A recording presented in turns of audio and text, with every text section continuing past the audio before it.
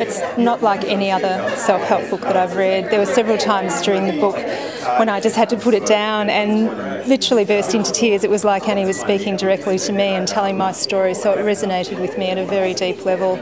I think the thing for me again that is so different about this book is that so many of these self-help books give you the concept and the ideal to work towards, but they miss giving you the steps. And where Annie's book is very different and just so incredibly helpful is that those steps are there and they're easy and they're not too big. They're small steps towards the ultimate goal, and I find that just so empowering. I think it'll be one of those books that I'll just keep with me beside the bed, that I'll pick up every few nights or every night and open it at a page where I think the message will come that I need on that day. It is a book you can just read, but it's also a book you can work with. It can be as little or as much as you want that way, I think.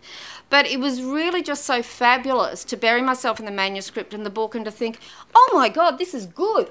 It's a great book for people in transition, be that transition, lifestyle, family, career.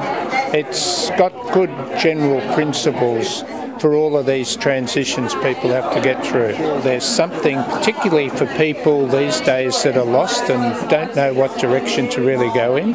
She gives a lot of really practical things that people can do to get started, because I find many people are absolutely stuck on this question. There are many people, with the economic uncertainty being the way it is, that have to change careers if they like it or not. So again, this book might help them look in directions that might be of real use for them. It's never overbearing, it's never too much, it's never like it's forced down my throat. It's just when I need it, it's there, readily available, which is the perfect way to have it, I guess. It's fantastic. It's such an important piece of work for so many different communities, including organizational capacities, education capacities. It just has so much to inform people with career decisions, with life decisions, and to really inspire people to have sustainable ways of working. I have children, and as they enter the workforce, I just really want it to go into their hands so they can also have it to guide their careers. But I think also for people coming out of uni, because their goals would have changed, they would have matured, mid-career individuals, people who've been sort of inspired at one time in their life and then are moving in a different direction. As our life circumstances change, we often make different decisions, and I feel that the work is also one of those things that can be revisited over time.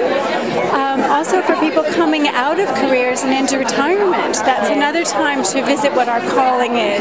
Well, I think the beauty of the book is you can do it on your own. You can use it as a personal tool. And I think a lot of people, I feel like when you get in perhaps your 30s or your 40s, you start to ask the big questions, about, what's it all about, and am I doing what's really satisfying, that sort of thing. So I think that's kind of the area. But also, like in universities for career counselling, that sort of thing, I think could be very good in that area. I think Annie's approach is very holistic, and it's kind of unique in different ways. And it's really about the whole person, and it's your calling in work, but also your calling in life as a person. So it is a field in which a fair amount is being published, but I think Annie's contribution is really unique.